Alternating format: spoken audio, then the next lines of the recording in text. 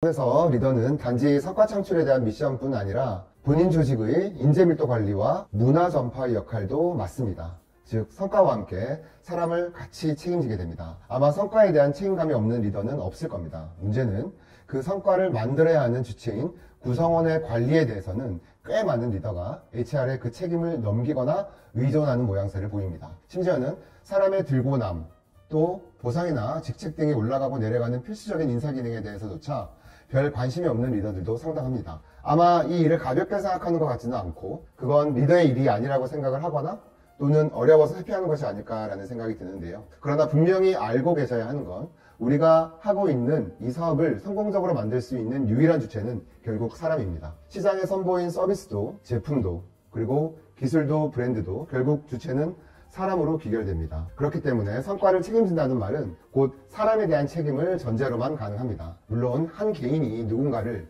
심지어 다수의 사람을 책임진다는 건 정말로 무겁고 또 무서운 일입니다. 그러나 리더라면 절대 물러서서는 안 되는 일입니다. 내 조직의 선장은 바로 나이기 때문입니다. 만약 우리가 바다 한가운데 치열한 해전을 치르고 있다고 해볼게요.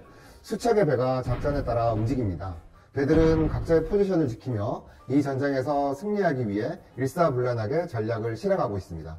그런데 만약 그중 한 척의 배를 책임지고 있는 장수가 자신의 배에 탄 병사들을 책임지지 않는다면 어떻게 될까요?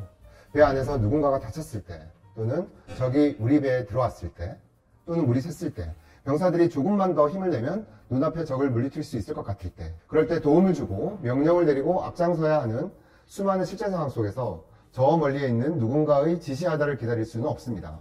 그건 그냥 책임 회피일 뿐입니다. 내가 이 배의 선장이라면 내 배에 타고 있는 병사들에 대한 책임은 나에게 있는 겁니다. 전쟁 중에 이기는 데에 집중하기도 바쁜데 장수가 언제 사람을 관리하고 문화를 신경 쓰겠냐고 말씀하실 수도 있을 것 같은데요. 물론 다른 무엇보다 전쟁에서 이겨야죠. 이기지 못하면 지금까지 쌓아온 모든 것이 무의미한 물거품이 되고 마니까요. 그런데 그렇기 때문에 장수는 내 배에 탄 사람만큼은 목숨 걸고 책임져야 한다는 겁니다.